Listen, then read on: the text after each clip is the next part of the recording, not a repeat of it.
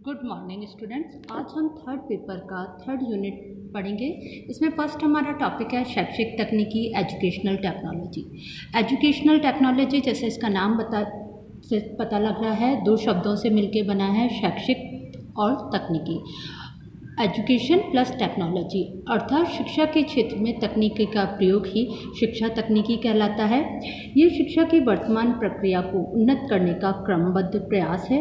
इसके द्वारा शिक्षा के उद्देश्य, पाठ्यक्रम, विधि, सहायक सामग्री, मूल्यांकन आदि को विकसित और उन्नत किया जाता है।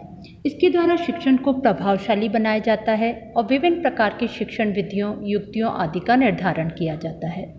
शिक्षा तकनीकी का अर्थ शिक्षक की क्रियाओं का विस्तार करना है। इसके मुख्य साधन के रूप में अगर हम देखें तो मुख्य साधन है रेडियो, टेलीविज़न, अभिक्रमित अनुदेशन, सूक्ष्म शिक्षण आदि। इनके द्वारा शिक्षक में क्रांतिकारी परिवर्तन किए जाते हैं। अगर इसकी हम परिभाषाएं देखें तो सबसे पहले रॉबर्ट ए कॉक्स के अनुसार मनुष्य की सीखने की परिस्थितियों में वैज्ञानिक प्रक्रिया के प्रयोग को शैक्षिक तकनीकी कहते हैं। According to Robert A Cox, educational technology is the application of scientific process of men's learning conditions what has come recently to be called educational technology। अर्थात मनुष्य की जो सीखने की परिस्थितियां हैं, कंडीशन है, उसमें वैज्ञानिक प्रक्रिया का प्रयोग किया जाता है। वैज्ञानिक ढंग से मनुष्य को सिखाया जाता है। I.K. डेविस का मानना है कि शैक्षिक तकनीकी का संबंध शिक्षा तथा प्रशिक्षण की समस्याओं से होता है। एजुकेशन और ट्रेनिंग से रिलेटेड जो प्रॉब्लम है उसका वो शैक्षिक तकनीकी से संबंधित है और यह अधिगम के स्रोतों के अनुशासित एवं व्यवस्थित संगठन से जाना जाता है। इसके अंतर्गत अधिगम के जो स्रोत हैं जिनसे कि अधिगम प्रभावी होगा, लर्निंग होगी, उनको अनुशासित और व्यवस्थित संगठित किया जाता है। According to I.K. Davis, educational technology is concern with those very problems in an education and training context and it is characterised by the disciplined and systematic approach to the organisation of resource for learning. अगर हम आर्य शर्मा की परिभाषा देखें तो आर्य शर्मा का मानना है शिक्षा तकनीकी में अदा, प्रदा और प्रक्रिया। शिक्षा के तीन पक्ष होते हैं जिनको हम इनपुट, आउटपुट और प्रोसेस के नाम से जानते हैं।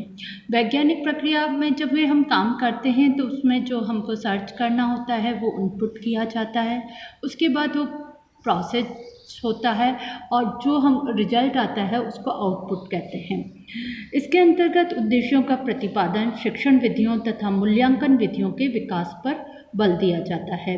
ये देखा जाता है कि कौन सी शिक्षण विधियां काम में ली जाए जिससे कि अधिगम अच्छा होगा, उद्देश्यों की प्राप्ति होगी और मूल्यांकन विधियां भी किस प्रकार मूल्यांकन को हम आसान बना सकते हैं। According to Arya Sharma, educational technology consist of three aspect of educational: input, process and output. The stress on the formulation of objectives and developing appropriate strategies of teaching and devices of evaluation। S K. Mitra का मानना है शैक्षिक तकनीकी को उन विधियों तथा प्रविधियों का विज्ञान माना जा सकता है जिनके द्वारा शैक्षिक उद्देश्यों को प्राप्त किया जा सकता है। Educational technology can be conceived as a science of techniques and methods by which educational goals could be realised. अर्थात शैक्षिक तकनीकी में उन विधियों को, मेथड्स को शामिलित किया जाता है, ऐसे साइंटिफिक मेथड यूज किए जाते हैं जिनके द्वारा शैक्षिक उद्देश्यों को आसानी से प्राप्त किया जा सकता है, अधिगम सफलतापूर्वक करवाया जा सकता है।